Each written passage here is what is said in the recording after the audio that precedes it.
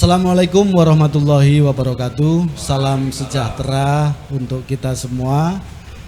Senang sekali saya Robi Syofwan Amin pada kesempatan ini membawakan satu program dialog interaktif dan juga diskusi publik.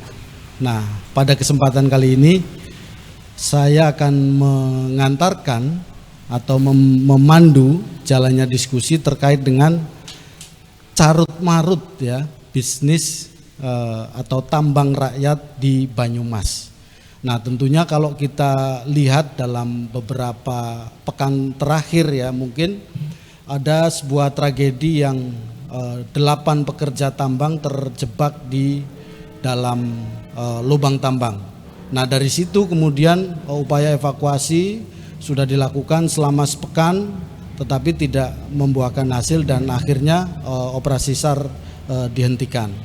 Nah, berikutnya baru-baru ini ada aksi demonstrasi dari para pegiat atau pelaku bisnis tambang emas, tepatnya di Kecamatan Gumelar. Nah, ini juga mungkin bagian dari kelanjutan hal itu. Tapi sebelum nanti saya mengajak kita semua untuk berdiskusi dengan narasumber saya, pertama mungkin saya kenalkan ya, di samping kanan saya ini ada Pak Mahendra. Selamat sore Pak Mahendra, boleh pakai mic-nya Pak? Selamat sore Mas Rafi. Ya, Pak Mahendra ini dari Kepala Cabang Dinas ESDM Provinsi Jawa Tengah wilayah Selamat Selatan. Ya Pak Mahendra.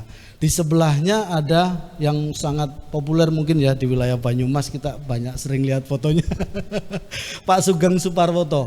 Selamat sore. Selamat sore. Assalamualaikum warahmatullahi wabarakatuh. Iya, ini Pak Sugeng ini Ketua Komisi 7 DPR RI. Kemudian di sebelahnya ada Ibu, siapa Bu? Ibu Nuria Mulkan, panggilannya Ibu Ayang. Oh, Bu Ayang. Ibu Ayang dari Desa Panikaban, Kecamatan Gumelar. Wah, ini kayaknya harus sering ketemu ini biar akrab namanya. Betul. Nah, selanjutnya ada Pak Edi Wahono. Pak Edi Wahono, selamat sore Pak Edi.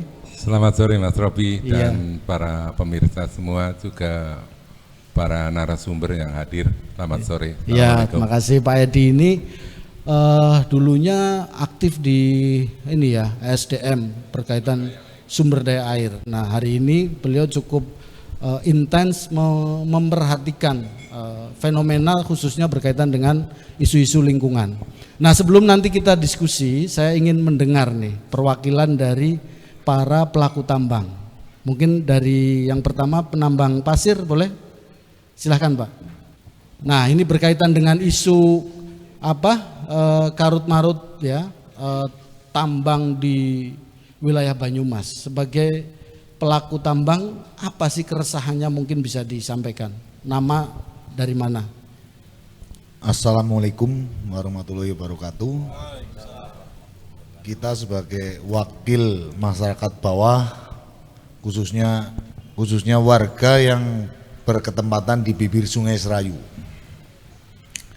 kita banyak sekali keluhan-keluhan untuk masalah perizinan pertambangan rakyat. Suatu contoh, saya dulu pernah mengajukan perizinan sampai pusat Semarang PTSP itu ditolak karena tidak bisa menguraikan perizinannya, artinya tidak bisa mengeluarkan perizinannya. Nah, ini suatu kendala besar bagi masyarakat kita, karena terus terang untuk material ataupun berbentuk pasir itu di sungai harus kita memang kelola, karena dengan pendangkalan sekarang sudah semakin parah. Karena dari dulu saya sudah koordinasi dengan orang WBSO yang membawai sungai di Banyumas itu seolah-olah belum terrealisasi karena pendangkalan yang jelas sudah semakin parah. Jadi kita itu berusaha untuk menjadikan terrealisasi masalah tersebut pendangkalannya, dan untuk juga diambil keuntungan bagi para warga setempat begitu. Jadi kita kepingin sekali bapak-bapak yang di sini itu memperhatikanlah bahwa di sekeliling kita itu sebenarnya benar-benar kesulitan untuk mencari solusi karena untuk membuat perizinan tersebut. Begitu. Oke, jadi masalah perizinan ya. Betul. Lebih utamanya. Utamanya ya betul. Terus aktivitasnya sejauh ini seperti apa? Kita untuk sementara aktivitasnya itu memakai mesin sedot dengan di 24 PK karena kita sudah sudah tahu dengan aturan di PP 23 tahun 2010 itu mengandung boleh menyedot tetapi di bawah 25 yes, artinya 25 PK gitu Pak. Dengan kondisi tadi izinnya sulit, tapi kemudian ada isu tentang sedimentasi, kemudian isu soal perut juga mungkin. Betul sekali. Di sekitar daerah aliran Sungai Serayu, kemudian menjadi dikategorikan ilegal mungkin ya. Betul. Nah itu yang kemudian menjadi persoalan di Persoalannya tidak nyaman Mas. Iya, begitu. tidak nyaman. Baik, terima kasih. Satu lagi dari penambang emas mungkin, silahkan. Dengan Pak siapa? Pak Rastomo dari Paningkaban, Kecamatan Gumelar. Pak Rastomo silahkan disampaikan keresahan. Selamat sore Pak. Kami dari Paningkaban, Kecamatan Gumelar ingin menyampaikan keluh kesah bahwa penambangan kami untuk saat ini sedang ditutup. Untuk itu kami minta pencerahan atau solusi bagaimana kita bisa menambang lagi. Imbas dari penutupan di Tajur kita pun akhirnya kena Pak. Dari tanggal 27 kemarin kita sudah ditutup sampai sekarang. Untuk itu saya mohon, saya dari perwakilan penambang mohon minta pencerahan atau solusinya bagaimana supaya pertambangan kita dibuka kembali. Baik, itu saja ya Pak ya. Nanti Iya, kita akan diskusikan dengan narasumber kita. Terima kasih, monggo kembali ke tempat. Langsung saja ini, isunya sudah sebelum nanti ke Pak Sugeng ya untuk memperkaya. Saya mau ke Pak SDM dulu. Pak, itu tadi sudah ada keluhan ya terkait dengan perizinan, terkait dengan aktivitas pertambangan yang mereka juga ada kebutuhan isu soal kebutuhan sehari-hari dan seterusnya. Ini sebetulnya mereka itu kendalanya apa? Sudah pernah proses mengurus atau belum Pak? Ya, dari keluh kesah tadi Mas Robi, itu kita tangkap ada dua hal ya. Yang pertama terkait penambangan pasir di Sungai Serayu, yang satu terkait penambangan emas di Paningkaban, Gumelar, Kecamatan Gumelar. Perlu diketahui bahwa dalam kegiatan usaha pertambangan itu ada dua perizinan.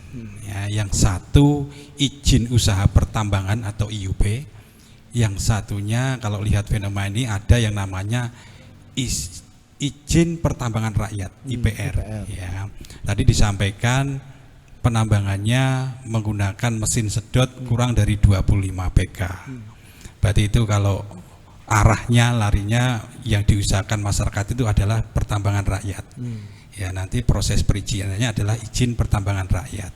Di Paningkaban juga ada kegiatan penambangan yang skala kecil juga. Ya, itu kategorinya izin pertambangan rakyat. Nah, izin pertambangan rakyat itu sendiri itu bisa dikeluarkan manakala sudah ditetapkan wilayah pertambangan rakyatnya, WPR-nya. WPR-nya harus ditetapkan dulu, baru masyarakat bisa mengajukan izin untuk izin pertambangan rakyat. Nah, sampai saat ini yang terakhir, keputusan Menteri yang terakhir tahun 2022 itu ternyata untuk daerah wilayah Kabupaten Banyumas itu wilayah pertambangan rakyatnya, WPR-nya itu tidak ada. Tidak ada. Nah, kami di pemerintah provinsi, SDM provinsi juga tidak berani mengeluarkan izinnya karena ketentuan izin pertambangan rakyat itu diberikan di dalam wilayah pertambangan rakyat WPR. Oke. Jadi Oh, kendalanya ini itu. sudah dapat. Ini saya langsung ke Pak Edi Wahono nih. Yang mengamati isu tentang lingkungan dan pertambangan. Ini langsung melanjutkan apa yang disampaikan Pak Indra. Oh iya, menarik tadi. Jadi memang kebuntuan dari rekan-rekan ini adalah manakala sedang atau akan mengurus tentang izin pertambangan rakyat. Untuk yang perlu kami aturkan, sedikit saya akan bercerita dari awal dulu. Pada tahun 2012, saat itu Dinas ESDM Kabupaten masih berdiri. Pada tahun 2012 itu mengusulkan dari Kabupaten Banyumas ini mengusulkan peta wilayah pertambangan rakyat untuk Kabupaten Banyumas ini diusulkan sebagai wilayah pertambangan rakyat kepada Kementerian ESDM. Dan pada tahun 2012 itu lahirlah sebuah Kepmen, keputusan Menteri ESDM yang bernomor 1204 Kepmen ESDM tentang peta wilayah Jawa dan Bali. Di lingkungan kita di sini, Kabupaten Banyumas ini masuk dalam peta wilayah pertambangan rakyat. Dan pada Kabupaten Purbalingga itu masuk kategori wilayah izin usaha penambangan dengan menggunakan alat berat. Dalam perkembangannya pada tahun 2017 Kepmen ESDM nomor 1204 tersebut diperbarui menjadi Kepmen ESDM dengan nomor 3672 tahun 2017. Tentang peta wilayah peta pertambangan wilayah Jawa dan Bali. Seiring permasalahan, sebetulnya carut marutnya ini di mana dulu? Kita urut, kalau ngurut itu mesti harus dari kaki dulu ya, baru naik ke atas, nanti untuk muaranya ada di samping kita, beliau ini. Saya tak ngurut dari bawah dulu. Pada tahun 2012, rekan-rekan itu sudah kepengin mengajukan perizinan. Namun terbentur pada Perda RT/RW nomor 10 tahun 2011, di mana di situ di pasal 43 itu menjadi abu-abu untuk tidak mensupport secara langsung tentang pertambangan rakyatnya. Yang lebih ironis, ada sesuatu yang ironis yang terjadi. Ini manakala kita sampai ke provinsi, Pergub tentang ESDM saat itu yang diterbitkan oleh gubernur tetap sesuai dengan aturan Undang-Undang 4 tahun 2009 tetap dipakai. PP 23 tahun 2010 tetap dijabarkan dengan baik. Namun kalau salah mohon dikoreksi karena saya sudah out of date, ini sudah kadaluarsa. Kalau salah bolak-balik itu mohon nanti dikoreksi. Pergub tentang PTSP itu nomor 18 tahun 2017. Ini di sini goro-goronya mulai. Dalam Pergub PTSP nomor 18 tahun 2017 itu pada kolom lampiran 1 sampai dengan 9 itu tidak menyebutkan tentang kewenangan PTSP menerbitkan izin pertambangan rakyat. Dipahami dulu ya dalam hal ini ya. Sehingga dengan serta-merta seluruh Jawa Tengah itu tidak ada yang punya izin pertambangan rakyat. Sedikit sampai ke wilayah dada dulu. Sejalan dengan waktu, pada tahun 2022 ini terjadi hampir menyambar, tadi sudah disinggung oleh beliau, Bapak Mahendra. Lahirlah sebuah Kepmen yang bernomor 95 tahun 2022. Tadi Pak Mahendra sudah menyebutkan ya, beliau tetap mentaati aturan pasti. Yang dikenal ada 2 pertambangan, adalah pencadangan negara dan WIUP. Beliau tidak menyebutkan IPR. Benar enggak? Betul, karena beliau pelaksana. Kalau dia menyebutkan ada IPR di situ, dia mengkhianati. Namun hal ini yang terjadi sebetulnya sejak tahun 2014 itu petanya sudah hilang. Ini nanti yang perlu kami aturkan, mengapa kok harus hilang? Mengapa pertambangan rakyat kok tidak harus seksi untuk diperhatikan oleh pemerintah? Itu nanti kita ini jangan menjadi pemicu panjenengan semua, oh aku berarti dianaktirikan. Oh tidak, ini adalah regulasi Mas. Semua regulasi pasti ada muaranya, tujuannya itu mau kemana. Udah Ini sampai harus kepala dipahami. belum ini Mbah? Belum, Oh, ini belum. nanti belum. Jadi nanti kita akan mulai merambat bagaimana tentang mekanisme yang harus dilewati untuk bisa mengurai permasalahan tentang carut marutnya perizinan pertambangan.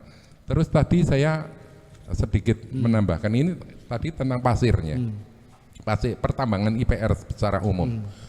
Sekarang untuk pertambangan emas.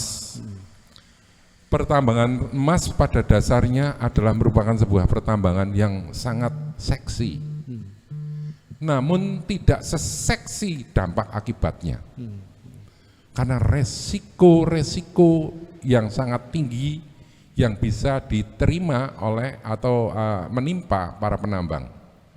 Belum lagi dengan penggunaan bahan-bahan merkuri dalam pengolahannya. Ini jelas membutuhkan pengawasan. Tadi saya sempat menyinggung, kalau untuk pertambangan di sungai, pengawas yang paling jagoan itu siapa? Masyarakat. Nek mulai nambang keminggiran, masyarakat itu bengok, nyekel watu, bandemi. Namun dalam pertambangan emas ini, mereka punya proteksi dalam satu kampung. Mohon maaf, saling melindungi. Karena itu merupakan satu objek yang potensial untuk diolah. Sehingga dalam hal ini sebetulnya kalau kita menanyakan, ya harusnya harus ada inspektur tambang atau pengawas tambang dalam hal ini yang mengawasi. Harusnya memang ada. Untuk inspektur tambang itu ada. Dalam PP 23 tahun 2010 pun disebutkan tugas-tugas dari inspektur tambang. Namun tugas inspektur tambang ini hanya untuk mengawasi pertambangan-pertambangan yang berizin, yang tidak bagaimana. Wallahu alam bijawab dalam hal ini. Oke, semua monggo. sudah tertangkap Ya. Mbak Romo. Ini saya langsung ke Pak Sugeng sebelum nanti ke Mbak Anyang ya. Kemarin saya juga sempat melihat di media dan juga di lapangan dengan Pak Sugeng Suparwoto terkait dengan insiden yang 8 pekerja tambang itu Pak. Artinya Bapak melihat masalah ini, apalagi Bapak sebagai Ketua Komisi 7 yang membidangi itu, mendengar keluhan dari para pelaku dan juga pemangku yang dari SDM, operator, kemudian tadi apa yang disampaikan sama Pak Edi, mungkin ada uraiannya seperti apa ini, yang carut marutnya. Matur nuwun, luar biasa Pak Edi nggih, dan Pak ngapunten Pak Mahendra dan masyarakat luas secara pemirsa satelit TV ya. Ya. Saya kebetulan betul saya juga dari daerah pemilihan sini ya, Banyumas Cilacap Dapil 8. Saya Kecibahan Ketiban Sampur jadi Ketua Komisi 7 DPR RI yang memang membidangi energi, sumber daya mineral, Ristek BRIN dan juga perindustrian. Jadi apa yang terjadi kemarin itu sungguh merupakan saat pertama pasti ikut prihatin dan ikut berbelasungkawa betapapun beliau adalah saudara-saudara kita.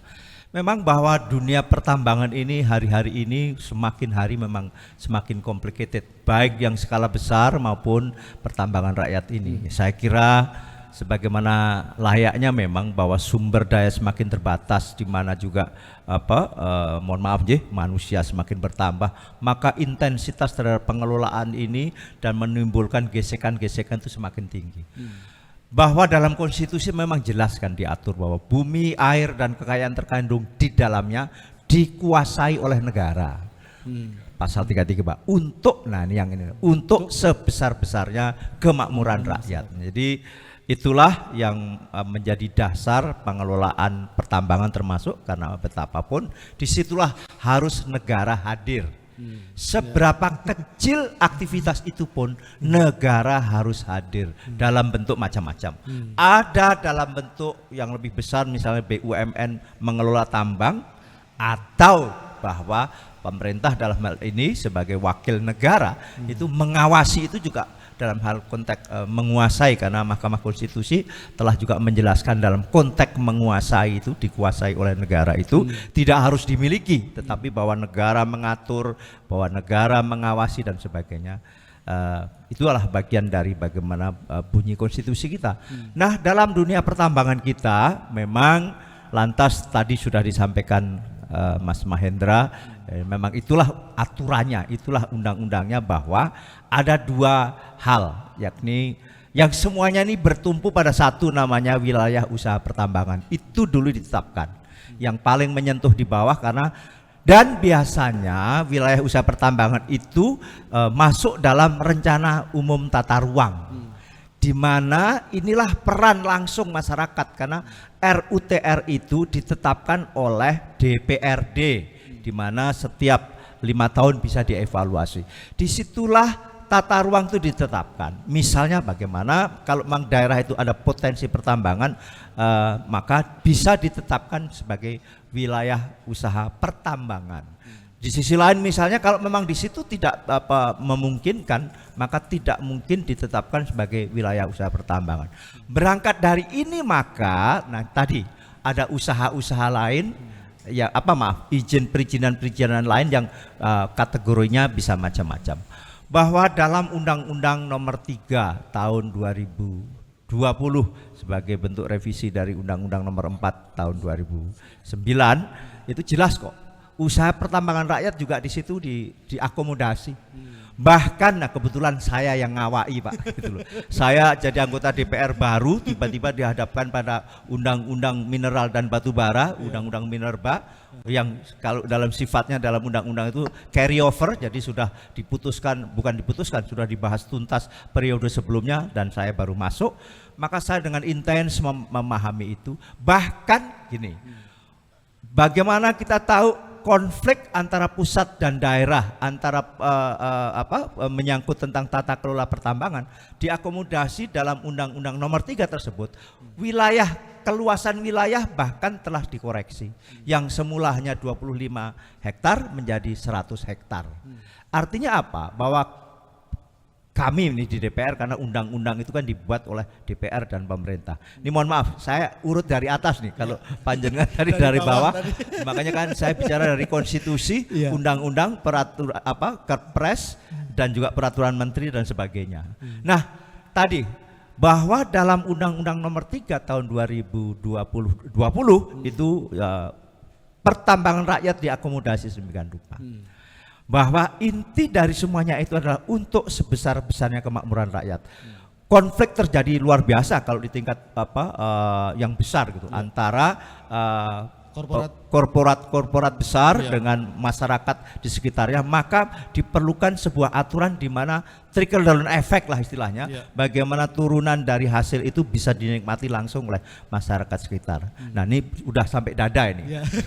Betul. Nah, implementasi praktisnya memang akhirnya ada 2 izin. Bahkan untuk perizinan yang bersifat logam dan mineral itu beda dengan izin usaha bebatuan. Tadi kalau kita lihat pasir tadi memang beda. Mineral logam tadi sudah disebut oleh beliaunya. Ini memang menarik, bukan sekedar menarik, nilai ekonominya kalau ketemu ya tinggi sekali, tetapi tingkat resikonya sangat tinggi sekali. Nah, mungkin berbagai maka memerlukan sebuah metode pertambangan yang juga harus cermat. Disitulah lantas peran baik itu dinas maupun masyarakat pemerintah setempat untuk mengawasi. Kenapa tadi sudah disebut oleh beliaunya, bagaimana merkuri itu sangat-sangat berbahaya. Tidak hanya hari ini saja, tapi bagaimana itu merembes bisa sampai sekian puluh tahun, belasan tahun, dan bisa merubah DNA bahkan, sehingga bisa menimbulkan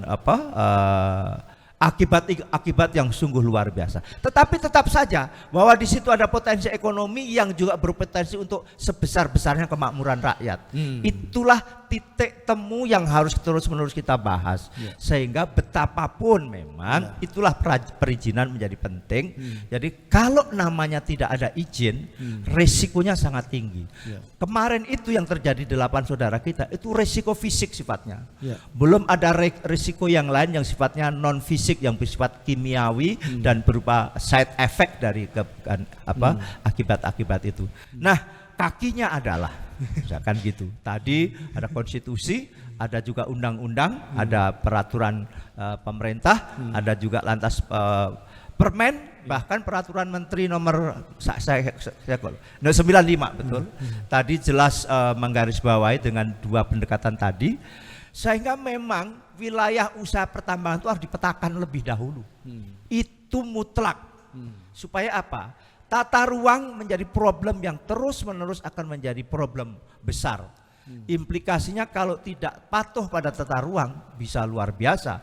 Kayak misalnya terjadi longsor yang luar biasa, terjadi tadi perembesan bahan-bahan yang sangat berbahaya dan dalam jangka panjang sekali, dan bisa menimbulkan efek-efek. Saya kira sudah banyak ya saudara-saudara kita di sekitar pertambangan dengan efek fisik langsung. Bahkan saya melihat beberapa yang bentol-bentol besar akibat kena merkuri dan sebagainya. Nah, dengan ini mau bagaimana kita lantas? Kan itu harus. Maka dari itu saya sudah kemarin saya langsung dengan Pak Menteri SDM, dan Pak Menteri sudah mengutus langsung waktu itu utusannya ke sini untuk. Nah, sekarang biasanya kan gini, kita menjadi serius kalau ada kecelakaan kan gitu Pak. Itu celakanya begitu. Kita ini sebagai manusia kadang-kadang itu, masyarakat itu kalau menjadi serius kejadian kalau ada baru kita semuanya. Tapi beginilah maka akan betul-betul ini menjadi, nah kebetulan saya mewakili daerah pemilihan sini, maka sedang dibentuk task force Pak, untuk segera menuntaskan pertambangan rakyat, baik pertambangan yang bersifat bebatuan maupun logam mineral. Dan ini bahkan secara kelembagaan pun di Kementerian ESDM itu harus ada namanya Badan Gakum Penegakan Hukum. Selama ini di Kementerian ESDM sebagai pengawas, tetapi penegakan hukumnya diserahkan oleh kepada institusi lain. Jadi pengawas pertambangan juga terbatas jumlahnya, tetapi juga terbatas kewenangannya. Jadi hari-hari ini memang tidak bisa menegakkan ketentuan-ketentuan yang seharusnya kalau terjadi pelanggaran-pelanggaran meskipun sudah ada pengawas. Nah, itulah kesemuanya, maka kita akan duduk segera. Saya minta menginisiasi nanti juga Dinas Jawa Tengah dan juga apa istilahnya kalau di wilayah Jenengan itu cabang ESDM gitu, untuk segera duduk. Nah, kita tahu ini adalah masalah ekonomi, masalah perut, tetapi begini juga Bapak Ibu sekalian, semuanya memang harus diatur. Kalau tidak diatur, karena apa? Di situ harus ada reklamasi ketentuan itu. Karena di Undang-Undang nomor 3 ini tahun 2020 jelas, bahkan reklamasi 100% diharuskan. Kenapa demikian? Karena kita tidak ingin anak cucu kita ketinggalan apa yang hanya meninggalkan masalah terhadap buat anak cucu kita. Saya kira itu sekilas dulu. Iya, baik. Makasih Pak Sugeng. Tambahan Pak Sugeng. Artinya apa yang tadi dijelaskan baik dari SDM, Pak Edi Wahono sebagai pemerhati lingkungan dan Bapak secara regulasi, saya bertanya, pertambangan rakyat yang sekarang dilakukan itu secara mekanisme seharusnya bisa ya Pak ya? Mestinya bisa. Pertambangan rakyat itu memang yang semula dipusat dalam ketentuan selanjutnya Perpres nomor 55 itulah dikembalikan kepada provinsi, kepada daerah. Jadi untuk menghindari mata rantai yang terlalu panjang di pusat, maka di provinsi itu tahun 2022 kemarin baru. Jadi ini merupakan respon agar semua harus ditata, diatur dengan baik. Karena apa? Termasuk pengawasan, kalau dari pusat kan mata rantainya terlalu panjang, maka provinsilah, dinas provinsi sekarang memiliki peran yang sangat strategis dalam tata kelola pertambangan. Wah. Jadi tata kelola pertambangan biasalah, saya kira ini sebagaimana kerangka umum ESG namanya, environment, social dan governance, tata kelolanya. Jadi environment tentang lingkungan menyangkut berbagai aspek juga di dalamnya, lantas juga sosial, bagaimana implikasi kepada sosial keberadaan tambang itu, dan juga governance, tata kelola pertambangannya itu sendiri. Wah. ESG lah istilahnya. Ini saya naga-naganya ini yang di sebelahnya Pak Sugeng agak tersenyum ini. Karena ada peluang ya, bisa diurus. Nah ini nanti kita gali lebih dalam. Mbak Anyang, saya kepingin tahu seberapa proses yang sudah dilakukan teman-teman, baik secara langsung di lapangan maupun secara mekanisme pengurusan untuk mendapatkan IPR, izin pertambangan rakyat, dan apa kendalanya? Wah panjang kayaknya ini. Baik, terima kasih Mas Robi. Kami pertambangan di Desa Panikaban, Kecamatan Gumelar itu sudah berjalan dari 2008. Tepatnya November 2008 sampai saat kemarin sebelum adanya penutupan. Nah, di tahun 2010 kami dianjurkan oleh Dinas SDM saat itu kabupaten untuk membentuk suatu koperasi yang berbadan hukum agar bisa menjembatani para penambang yang ada di sana dengan pemerintah, yaitu yang terutama masalah perizinan. Dari 2010 kami sudah mencoba, karena saya sendiri pengurus di sana kebetulan, sampai saat ini saya sebagai ketua koperasinya sudah mencoba dari kabupaten, waktu itu masih di kabupaten, tapi tetap bentok seperti itu. Karena alasan yang pertama yaitu saat itu memang belum ada peta tata ruangnya, RT RW-nya belum ada. Nah kemudian dari pihak kabupaten tetap memberikan binaan kepada kami yang ada di sana, koordinasi selalu. Kemudian dengan berjalannya waktu, tepatnya seperti yang dikatakan Pak Edi di 2012 kami juga mendapatkan istilahnya pengesahan untuk wilayah tambang Jawa dan Bali. Nah di 2000 berarti kan kami juga udah termasuk ada di dalamnya yang tambang di sana, dan kami dianjurkan untuk mengurus lagi perizinan tersebut. Kami dibantu oleh Dinas SDM Kabupaten ke provinsi, dan akhirnya sampai saat itu Dinas SDM Kabupaten dibubarkan kalau tidak salah, dialihkan sepenuhnya ke provinsi. Sebelum dilanjutkan kayaknya Pak Sugeng mau menanggapi. Silakan Pak. Ini kan menjadi udah menarik ini. Betul, karena kita lihat bagaimana upaya atau ikhtiar yang dilakukan oleh warga atau masyarakat.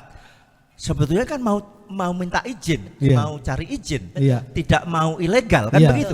Tapi ada problem yang lantas kok menjadi ilegal tiba-tiba. Jadi kan kita ini semuanya kan oleh negara ini. Nah, menurut hemat kita langkah pertama, betul disampaikan Pak Edi tadi, dari kaki Pak. Nah, ini balik tadi. Tetapkan oleh DPRD, harus cepat ini. RUTR, Rencana Umum Tata Ruang. Betul. Jadi itu biar semuanya jelas, karena memang tata ruang itu menjadi penting. Tata ruang nanti wilayah bisa, karena wilayah usaha pertambangan kalau di situ diperizinkan untuk pertambangan, itu ada di tata ruang. Tata ruang yang menetapkan adalah DPRD. Nah, ini dari kaki. Jadi dan ini bisa cepat. Nanti memerlukan advice dari SDM misalnya kalau menyangkut wilayah pertambangan, apa itu kategori pertambangan bebatuan atau pertambangan logam mineral, karena memang ada treatmentnya berbeda-beda ini. Nah, tetapkan dulu RUTR dengan basis RUTR itu di tempat itu, maka bisa dikategorikan sebagai wilayah usaha pertambangan, di mana di situ dalam ketentuannya jelas kalau untuk personal atau ini luasnya juga jelas untuk koperasi sampai 10 hektar misalnya, kalau untuk perseorangan 5 hektar dan dengan ketentuan-ketentuan tertentu. Maka betul sekali karena ini sudah menjadi seperti tadi Pak Edi sampaikan juga wes kadung gitu ya semuanya, maka segeralah DPRD Banyumas menetapkan rencana umum tata ruang. Nah, jelas ya? Wah. Jadi tadi Pak Sugeng sudah menyampaikan regulasinya bisa. Nah ini tinggal caranya. Ini tadi sudah mulai ada titik terang. Mbak Anyang mau melanjutkan? Baik, Mas. Tapi gini, Pak, apa namanya DPRD di sini, saya rasa sudah tahu potensi yang ada di daerah kami, karena kami dari sana dari 2008. Nah sampai 2010 adanya koperasi, dan jujur saja kami sudah berapa kali ada berdialog dengan anggota DPRD dari tahun 2010. Harusnya kan kalau memang yang disampaikan oleh Pak Sugeng, harusnya ada tindak lanjut dari anggota DPRD yang di sini, karena mereka tahu potensi kami yang di sana. Kenapa tidak dirapatkan, atau sampai saat ini kan sudah waktu yang terlalu panjang, sudah sampai 15 tahun. Tapi kenapa tata ruangnya tidak ada untuk kami yang ada di sana sampai saat ini? Nah, ini yang sebenarnya cukup dilematik ya Pak ya. Saya katakan karena ternyata yang berhak menetapkan tata ruang itu adalah DPRD anggota. Sedangkan kalau tidak salah dari awal sampai saat ini ada 3 kali kami pernah berdialog mengunjungi kantor DPRD-nya sendiri, dan alhamdulillah tahun 2011 itu kami juga langsung berdialog dengan bapak-bapak DPRD, tapi terbentur lagi sampai akhirnya yang keputusan menteri tentang penetapan wilayah tambang Jawa dan Bali berubah lagi di tahun 2017 ya Pak. 3672 itu kami juga masih termasuk di dalamnya Pak. Dan yang lebih dilematik lagi, tiba-tiba di tahun 2022 kemarin yang kami ketahui memang ada peninjauan kembali setiap 5 tahun ya Pak Edi ya. Nah ternyata sudah ada undang-undang baru, tapi kami istilahnya mungkin kami terlambat informasi atau memang kami kurang update ya. Cuman ada satu hal yang saya bilang tadi dilematik, mohon maaf. Di tahun 2019 kami dibantu oleh SDM Provinsi membuat dokumen evaluasi lingkungan hidup. Nah 2017 ke 19 ke 2022 kami masih ada waktu sekitar 2,5 tahun untuk evaluasi tentang undang-undang penetapan wilayah pertamanan Pulau Jawa dan Bali. Nah di sini kami dibantu 2019 sampai 2020. Harusnya dari situ masih ada waktu bagaimana caranya. Ini menurut saya bagaimana caranya untuk mengevaluasi tersebut agar kami dijadikan WPR. Kan masih ada waktu sampai 2022. Nah sampai saat ini monggo Pak Mahendra mungkin juga nanti bisa memberikan sedikit pencerahan pada kami. Dokumen evaluasi ini dibuat 2019 sampai saat ini mentok. Maksudnya tidak pernah disahkan oleh gubernur dengan alasan bahwa tidak ada WPR-nya. Seperti itu. Padahal ini di dalam dokumen ini dicantumkan keputusan menteri wilayah pertambangan Pulau Jawa dan Bali. Nah, setelah kejadian seperti ini, kami masyarakat tambang, terutama kami masyarakat tambang di Desa Paningkaban dan Cionje, Kecamatan Gumelar, itu seakan-akan disalahkan karena tidak adanya perizinan. Tapi mohon maaf, kami dari awal 2010 sampai kemarin saat ada bantuan pembuatan dokumen evaluasi lingkungan hidup dari SDM Kementerian, dari SDM Provinsi, kami itu sudah berusaha untuk mengajukan yang namanya EPR, izin pertambangan rakyat, agar apa? Agar kami di sana, masyarakat penambang kami yang ada di sana sampai saat ini daerah Paningkaban dan Cionje itu ada 1.300 orang yang terlibat langsung di dalamnya. Nanti kita akan bicara itu. Sebelum itu tadi menyebut Pak Mahendra. Jadi kayaknya Pak Mahendra juga udah siap-siap nih untuk memberikan menyaut ya. Silakan Pak Mahendra. Iya, terima kasih. Saya ikut-ikutan monggrut dari bawah dulu ini. Dari bawah dulu. Ya, jadi selama ini sebenarnya pemerintah tidak diam. Pemerintah tidak diam terkait pertambangan rakyat. Pemerintah bersama-sama dengan rakyat sebenarnya sudah berusaha. 2009 keluar Undang-Undang 4 2009 tentang minerba. Itu di situ mulai muncul pertambangan rakyat. Ada kewenangan di kabupaten. Kewenangannya di kabupaten. Kabupaten punya dinas SDM itu sudah bersama-sama dengan koperasi ya, Bu, mulai 2010, nah, undang-undangnya 2009 sudah mulai bergerak, dibentuklah koperasi. Setelah terbentuk koperasi 2012 WPR-nya keluar. WPR-nya sudah keluar itu 2012. Untuk meningkat ke IPR butuh proses. Ya, butuh proses untuk mengurus dokumen lingkungan juga. Ya. Namun dalam perjalanannya tahun 2014 keluar Undang-Undang Pemerintah Daerah, Undang-Undang 23. Nah, di Undang-Undang 23 itu kewenangan kabupaten itu hilang. Nah, semuanya ditarik ke provinsi. Di provinsi sama pusat 2014. Otomatis dari kabupaten berhenti. 2012 itu berhenti, beralih ke provinsi. Ya. Kami di provinsi 2014 keluar undang-undang, terjadi peralihan selesai itu di 2016. P3D itu baru selesai 2016 peralihan itu. Kami bekerja, ya, kami dampingi lagi dari masyarakat itu di Gumelar, Kecamatan Gumelar. Kita proses lagi 2017 masih keluar WPR-nya, masih keluar. Alhamdulillah masih keluar. 2019 kami dampingi membuat dokumen lingkungannya sebagai persyaratan izin. Kita dampingi. Ini produk yang dibiayai dari pemerintah provinsi. Kita ajukan pengesahannya, ternyata terkendala terkait pengolahan emasnya. Pengolahan emasnya karena masih menggunakan merkuri tradisional. Iya, enggak menggunakan merkuri tadi yang disampaikan Pak Sugeng. Bahayanya merkuri tadi sudah disampaikan Pak Sugeng. Dari situ kita dampingi lagi. Nah, itu belum disahkan karena terkendala merkuri tadi, kita dampingi. Ya, 2019 dokumen lingkungan kita dampingi, kita berikan pelatihan-pelatihan terkait penggunaan merkuri, kita hilangkan, kita ajari untuk penggunaan sianida. Pengolahan itu untuk melengkapi dokumen lingkungan yang tidak bisa diceritakan tadi.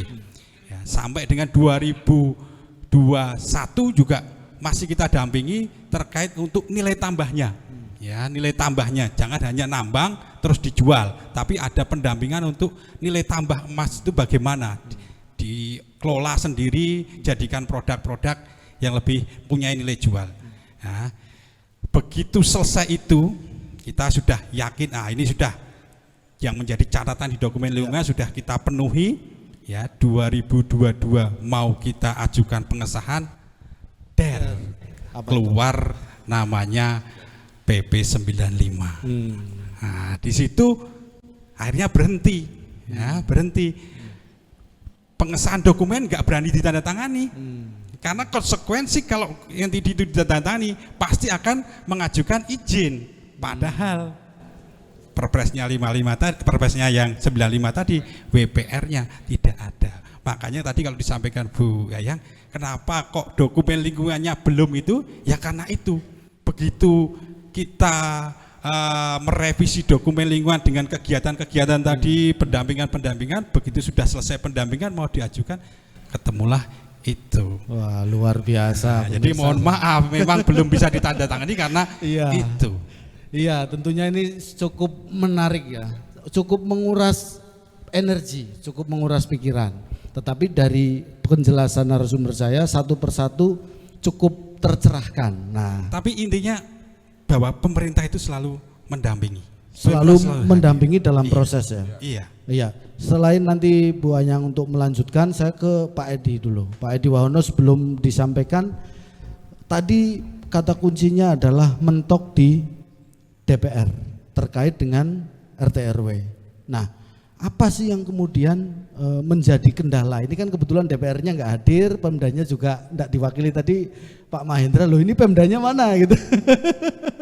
Tapi paling tidak Pak Edi bisa memberikan satu kemungkinan pemerintah daerah dalam hal ini eksekutif dan legislatif kok kemudian tidak support. Sementara dari pemerintah provinsi sedemikian supportnya, pemerintah pusat sedemikian supportnya. Pencerahannya seperti apa? Oke, jadi ini nanti yang bisa ngulik tentang kebijakannya DPRD itu nanti beliau itu, karena sudah sampai di dada tadi. Ini saya tak mulai ke atas dulu. Sebetulnya carut marutnya ini apa sih sebetulnya penyebabnya? Adalah karena regulasi. Tadi sudah disinggung. Kita mulai dengan Undang-Undang Nomor 32 tahun 2004 tentang pemerintah daerah. Saat itu semuanya pemerintah daerah kabupaten punya power yang sangat luar biasa. Berubah pada tahun 2014. Nah, di sini ini mulai 2014 ini mulai goro-goro. 2014 lahirlah Undang-Undang Nomor 23 tahun 2014 tentang pemerintahan daerah. Semuanya diborong ke provinsi. Untuk perizinan goro-goro lagi. Undang-Undang 4 tahun 2009 tentang Minerba dengan PP-nya PP 23 tahun 2010 berubah menjadi diadendum menjadi Undang-Undang 3 tahun 2020. Ini goro-goro baru lagi. Dari provinsi dilempar ke pusat. Di mana nuwun sewu Bapak. Ternyata pusat ini masih kedodoran, belum siap. Sehingga banyaklah korban-korban bergelimpangan. Ada perizinan yang betul-betul sahih dan tulen terpaksa harus ditutup, harus kena imbas tutup karena websitenya atau sarprasnya juga belum memenuhi, sehingga lahirlah saat itu adalah Perpres nomor 055 dari provinsi kembali lagi ke dari pusat kembali lagi ke provinsi. Nah, ini butuh mekanisme lagi, butuh waktu lagi secara administrasi. Dan pendelegasiannya juga terbatas. Sehingga permasalahan-permasalahan di sini ini sebetulnya adalah nuwun sewu Bapak. Di sini adalah masyarakat ini menjadi korban regulasi. Yang perlu menjadi sebuah PR utama ini adalah monggo posisikan masyarakat ini sebagai subjek utama di dalam pembangunan negara kita. Karena selama ini nuwun sewu, apabila kita melihat pada pertambangan rakyat, dalam pertambangan rakyat ini lagi nggak memprovokasi ya, ini masyarakat masih menjadi objek. Jadi harapan kita mumpung ada beliau yang langsung kawogan, ini nuwun sewu, monggo diperjuangkan. Iya, silakan Pak Sugeng dituntaskan ini untuk sesi ini kita bicara tentang regulasi, bicara tentang aturan apa yang sudah dilakukan, dituntaskan kira-kira mau seperti apa sebelum nanti saya ke Mbak Anyang lagi untuk bicara dampak sosialnya dan seterusnya. Luar biasa Pak Edi, matur nuwun. Jadi betul bahwa Undang-Undang Nomor 3 tahun 2000 itu mengambil kewenangan dari provinsi ke pusat. Ada asbabul nuzulnya bahwa ketika izin pertambangan itu di daerah itu tumpang tindih perizinan itu luar biasa besarnya. Sehingga kalau kita lihat di dunia peradilan itu hampir 60% dunia peradilan itu menyangkut tentang pertanahan, menyangkut tentang perizinan pertambangan ini khususnya, sehingga ada aspek yang sifatnya tapi itu tidak ajak sifatnya, sebetulnya ya tidak bisa menjadi standar. Bahwa setiap mau pilkada itu Pak Edi itu tumbuh menjamur iup baru gitu loh. Itulah itu yang terjadi. Ini mungkin menjadi bahan ketawaan tapi faktanya begitu. Sehingga mohon maaf ya, kalau di Jakarta itu ada namanya Plaza Senayan atau di Plaza Indonesia itu orang seolah-olah jualan izin itu. Maka waktu itu diambil alih oleh pusat, ditertibkan sedemikian rupa sehingga kelihatan sekali bahwa di situ adalah kasus meledak besar mungkin kita dengar adalah Mandiodo yang sedang rame-ramenya. Itu adalah IUP yang punya Antam, tetapi Bupati mengeluarkan 11 IUP baru di atas IUP itu, maka terjadi gugat-menggugat dan akhirnya kecemplung semua ini dan sebagainya. Udah itu yang menjadi. Nah, apa yang harus kita hadapi? Saya kira ini forum bagus sekali, Mas ya. Saya kira harus kita teruskan, Pak Edi. Saya mohon izin Pak atas wawasan beliau yang luar biasa, pengalaman empiriknya yang luar biasa.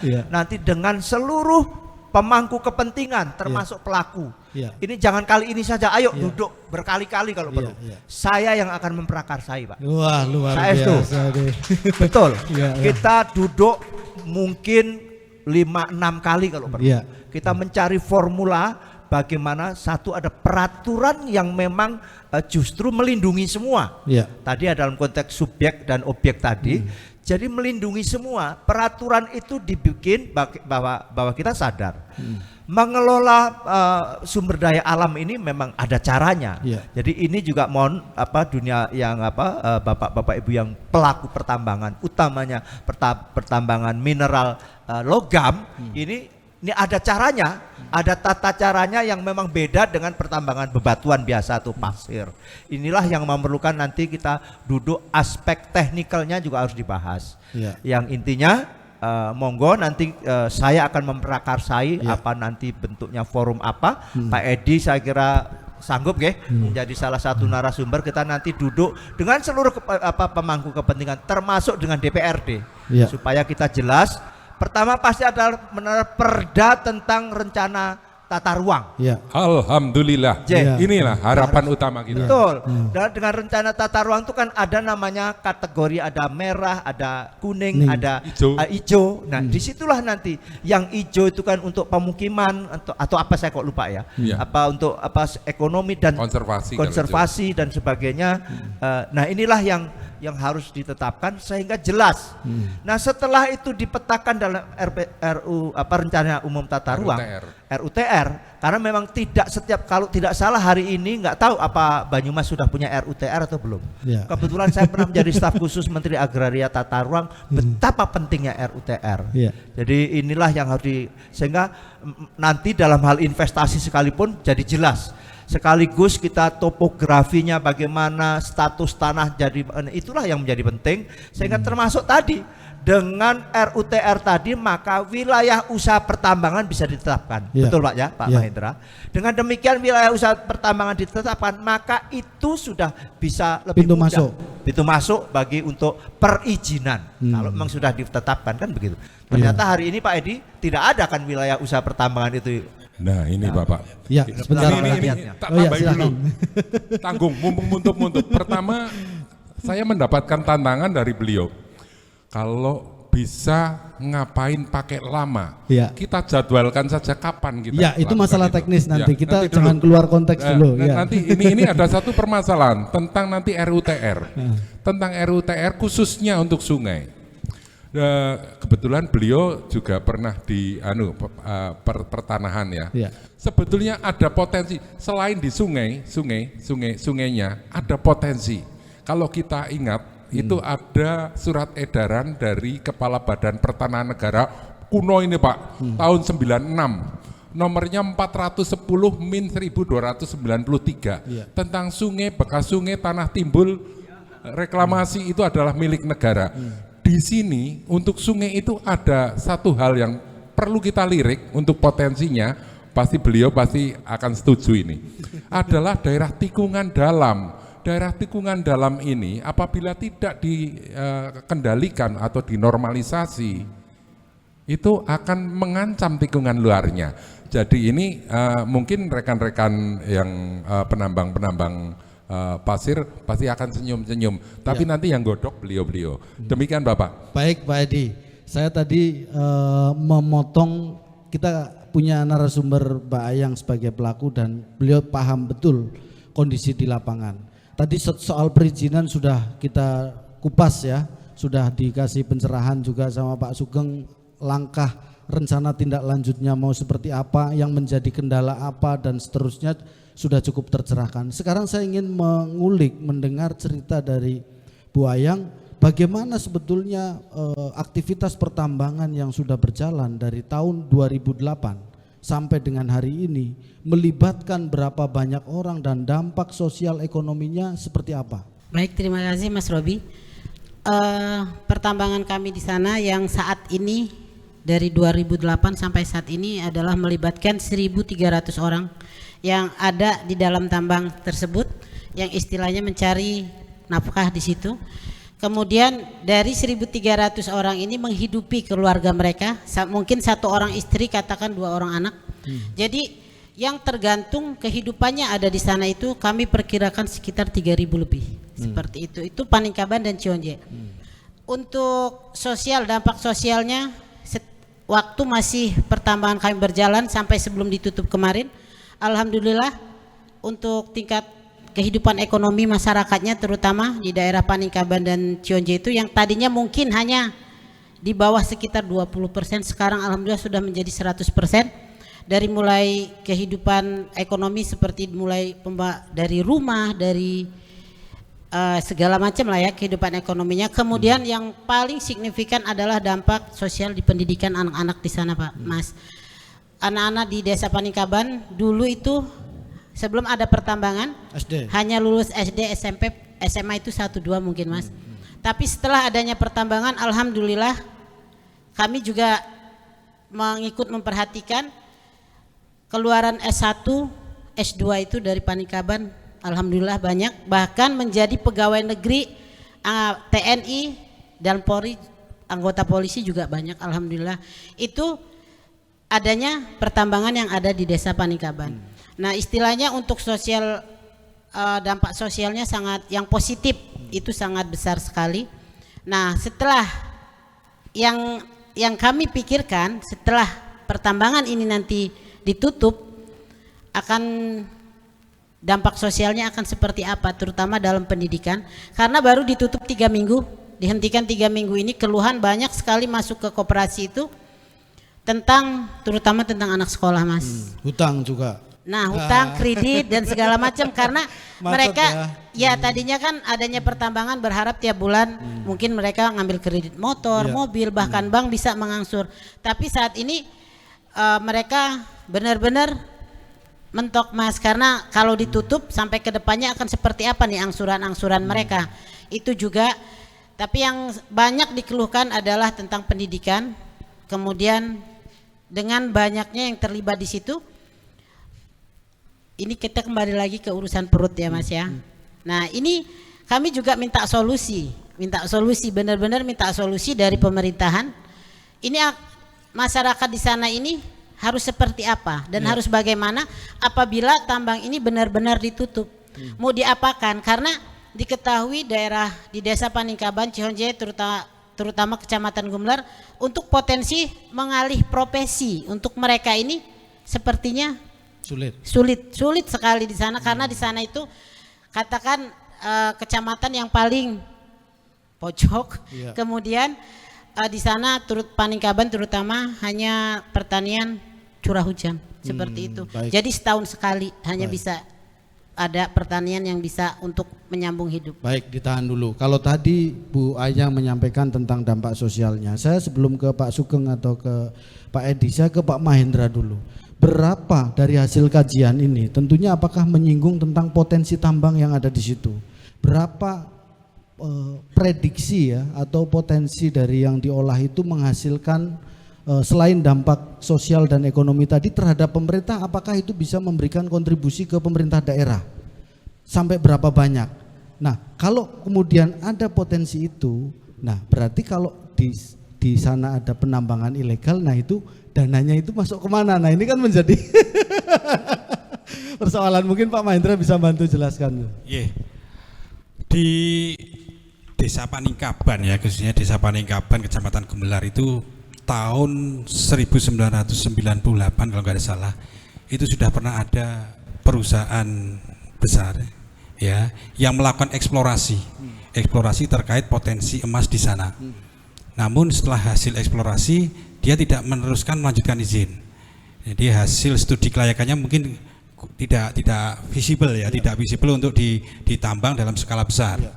Nah, akhirnya 98 ya tadi 2008 itu rakyat masuk. Rakyat masuk. Dari rakyat masuk itu ternyata untuk skala kecil masih visible, ya masih visible.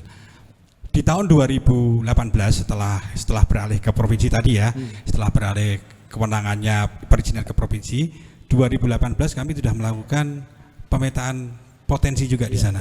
Ya, pemetaan potensi, memang potensi emasnya ada, ya, tapi untuk skala kecil masih visible. Nah, kalau itu diusahakan tanpa adanya izin, berarti tidak ada pajak yang masuk ke pemerintah, dalam hal ini kabupaten, tidak ada. Kalau itu izin, tentunya kewajiban pajak harus dibayarkan kepada pemerintah. Jadi selama ini murni di sana usaha pertambangan rakyat ya dinikmati oleh rakyat. Pemerintah belum dapatkan kontribusi dari sektor pertambangan itu. Oke, baik, terima kasih Pak Mahendra. Sebelum nanti ke Pak Sugeng gongnya nih, sedikit Mbak Hedi menyinggung soal ini, nanti biar diulas semua. Semakin sore semakin luar biasa. Ya. Karena rasanya dari semuanya ini, dari kaki tadi, dari bun-bunan turun sampai ke dada, ngumpul ke dada, beliau sudah mulai turun ini. Sudah akan bisa mencapai satu kesimpulan nantinya. Paling utama sebetulnya Bapak Sugeng, ini adalah rencana jangka pendek dalam hal penanganan permasalahan. Karena bila kita bicara tentang rencana jangka panjangnya, kita sudah ada ini dokumen-dokumen yang sudah sangat tebal, dokumen evaluasinya dan lain sebagainya.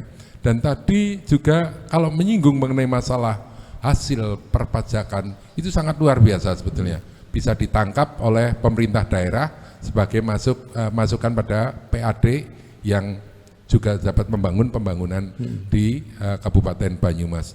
Namun permasalahan utamanya di sini adalah bagaimana dalam tempo yang sangat dekat ini masyarakat bisa mendapatkan satu kalau hanya satu harapan, hari ini kita sudah ada harapan loh, ketemu Pak Sugeng kita sudah ada harapan ke depan, tapi kita masih butuh proses, butuh mekanisme untuk ke depan, karena kita masih harus ditemukan dengan DPRD, kita harus bicarakan bareng, kita butuh proses. Ke depan ini bagaimana? Monggo Bapak. Ya, baik Pak Edi, ini tadi kita bicara masalah ekonomi sosial. Pak Sugeng bisa memberikan penjelasan soal itu.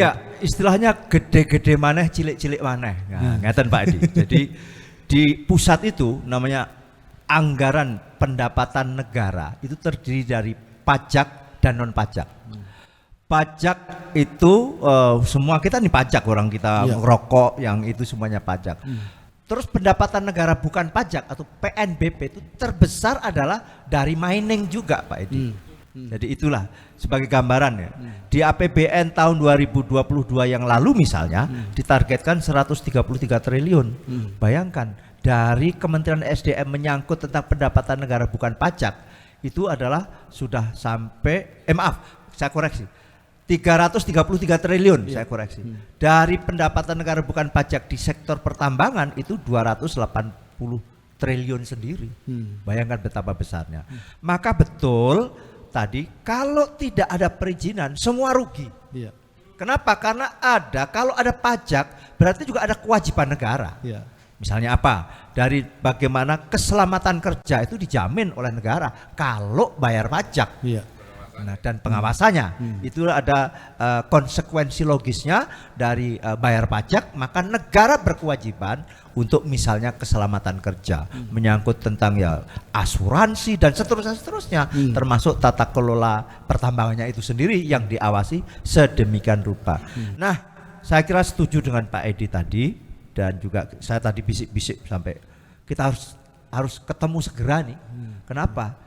Perut nggak bisa ditahan, kira apa itu. Tetapi juga tata kelola yang baik tidak boleh juga diabaikan, kan begitu. Kita nggak boleh juga asal karena perut maka semua bisa ditabrak, nggak boleh juga itu.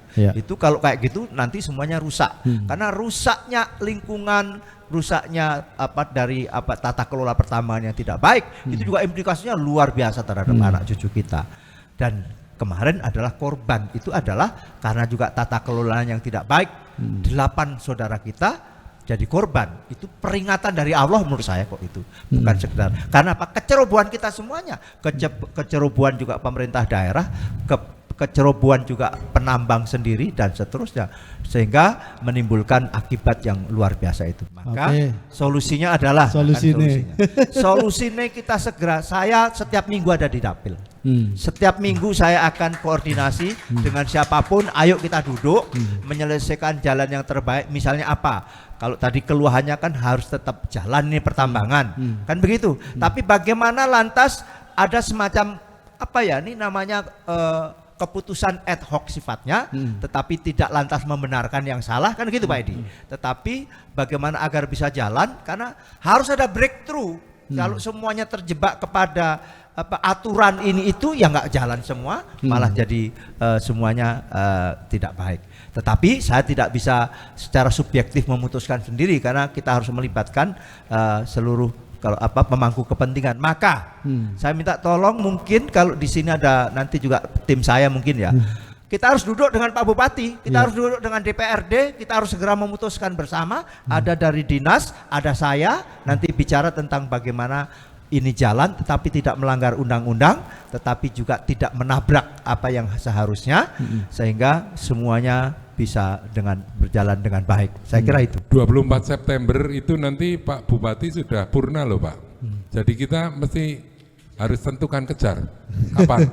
Apa sehari lagi, 2 hari lagi, atau kapan lagi?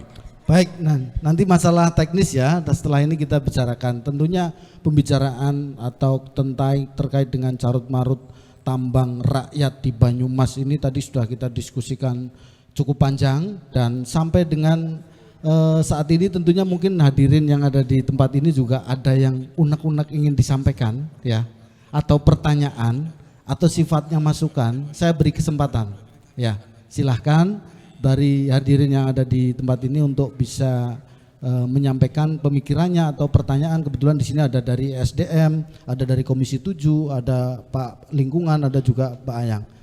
Sebelum sambil menunggu audiens, mungkin saya ke Mbak Anyang lagi. Berkaitan dengan tadi sudah ya, perizinan prosesnya itu, analisa dampak lingkungannya dan seterusnya, evaluasi lingkungan hidupnya sudah dibuat, kemudian dampak sosialnya. Sekarang kondisi sekarang ini seperti apa, Mbak Anyang? Baik Mas Robi, untuk kondisi saat ini jujur saja dari tanggal 27 Juli kami sudah berhenti total untuk pertambangan sampai saat ini, dan kami yang ada di lapangan, terutama yang bersentuhan langsung dengan masyarakat penambang yang ada di sana, sangat-sangat prihatin Mas. Karena setiap hari 24 jam mereka selalu bertanya, kapan akan dibuka kembali, kapan bisa beraktivitas kembali. Sedangkan kami dari koperasi tidak bisa menjawab apa-apa, karena jujur saja kami terbentur Mas, terbenturnya di aturan-aturan yang ada. Kemudian penutupan ini kan sudah, kalau saya tidak salah, pada tanggal 7 Agustus kemarin, hari Senin kalau tidak salah, itu sudah dirapatkan oleh Bapak Bupati, Bapak Kapolres, Dandim, kemudian dari Satpol PP, Wakil Bupati, Kejaksaan Negeri Purwokerto dan juga Banyumas sudah memutuskan bahwa pertambangan rakyat yang ada di Desa Paningkaban, Cionje dan yang Gumelar juga Aji Barang itu ditutup secara total. Bahkan hari Selasa untuk Aji Barang sendiri yang kemarin ada kejadian kecelakaan Pak Sugeng, itu sudah ditutup total Pak secara resmi, dan semua pondok-pondoknya itu sudah dirobohkan semua. Nah, tinggal kami yang di Paningkaban dan Cionje, Kecamatan Gumelar ini, mungkin ini ya, ini hanya perkiraan saya, dalam waktu dekat tinggal menghitung hari dan menunggu waktunya saja untuk giliran seperti itu. Nah, oleh karena itu kami berharap, alhamdulillah di sini kami dipertemukan dengan Pak Edi, juga Pak Sugeng dan Pak Mahendra. Kami berharap sekali, saya pribadi dan mewakili masyarakat tambang yang ada di Desa Paningkaban, Cionje, Kecamatan Gumelar yang berjumlah total di 1.300 yang terlibat di dalamnya, agar kami di sana tetap bisa diperbolehkan untuk menjalankan aktivitas tambang kembali tanpa adanya penutupan. Karena apa?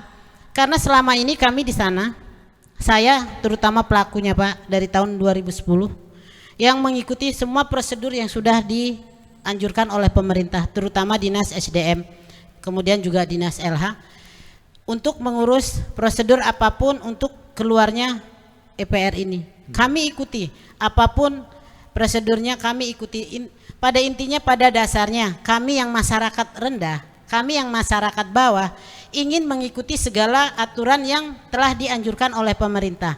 Apapun itu bentuknya, bahkan kami juga lebih senang apabila kami di sana ada EPR-nya Pak, izin resmi dari pertambangan, karena ya itu tadi lebih baik kami membayar pajak ke negara daripada tanda tanya seperti itu Pak.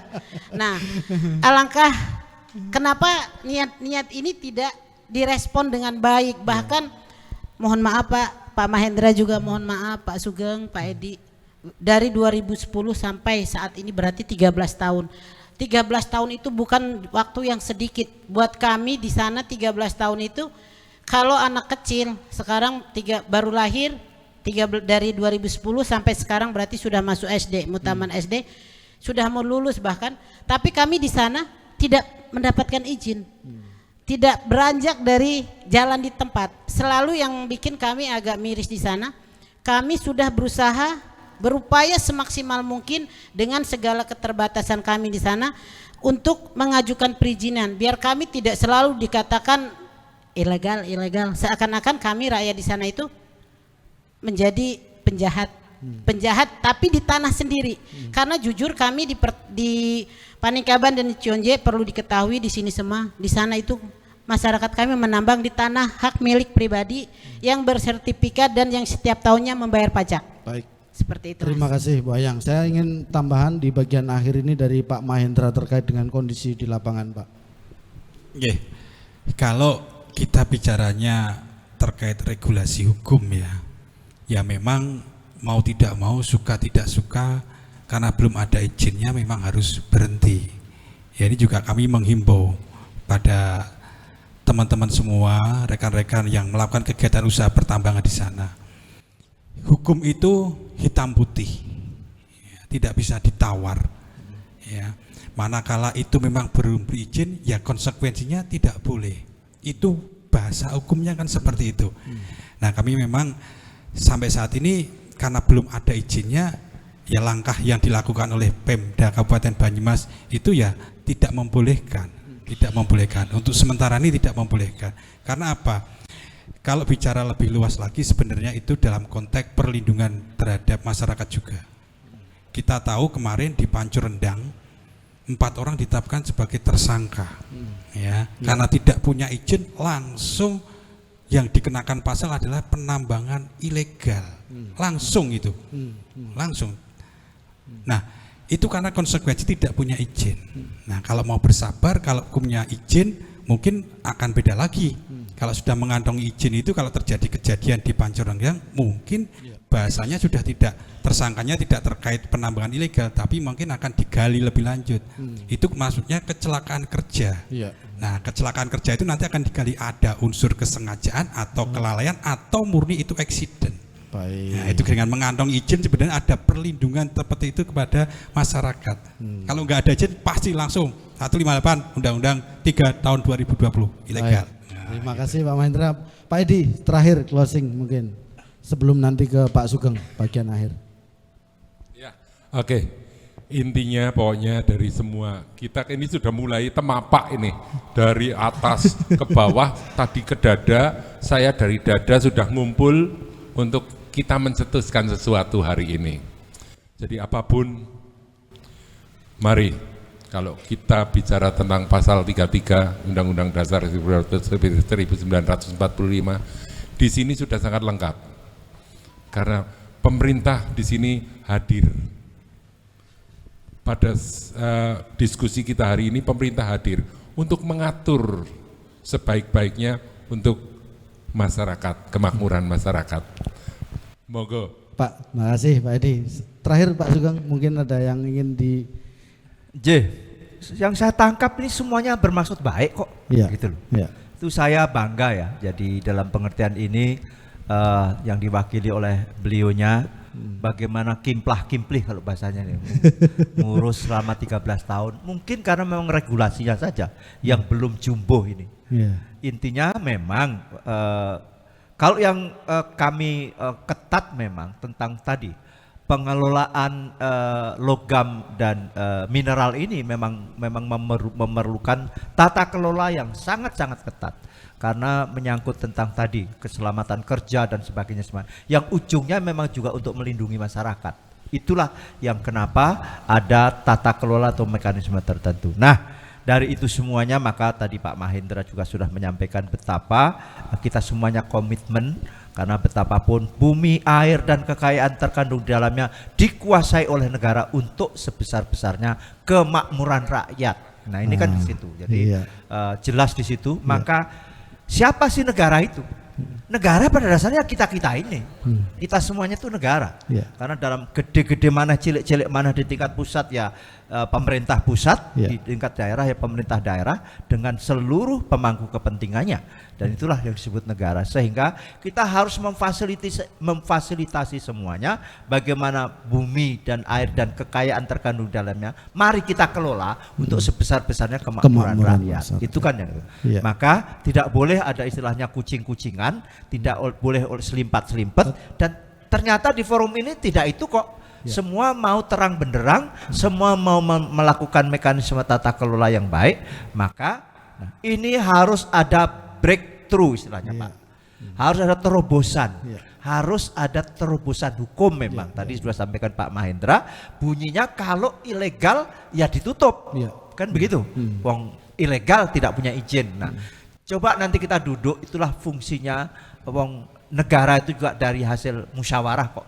Bahkan Pancasila jelas kok itu mengamanahkan musyawarah itu menjadi bentuk yang baik. Coba kita nanti duduk, maka saya akan mencoba komunikasi dengan yang saya bisa. Mungkin nanti meskipun tadi udah ada istilahnya PLT tanggal 24 September Nah, nanti mudah-mudahan di mana Ibu, saya kok lupa namanya, Bu Ayang ini juga perlu cepat. Bagaimana coba menjumbuhkan antara tata kelola yang harus tertib dengan sini yang harus cepat, yang dimana mudah-mudahan tidak perlu waktu cukup lama dan ini bisa menjadi berjalan semua. Jadi saya selaku wakil rakyat dari Banyumas dan juga Cilacap Dapil 8 dalam konteks DPR RI, dan ini sudah menjadi isu nasional.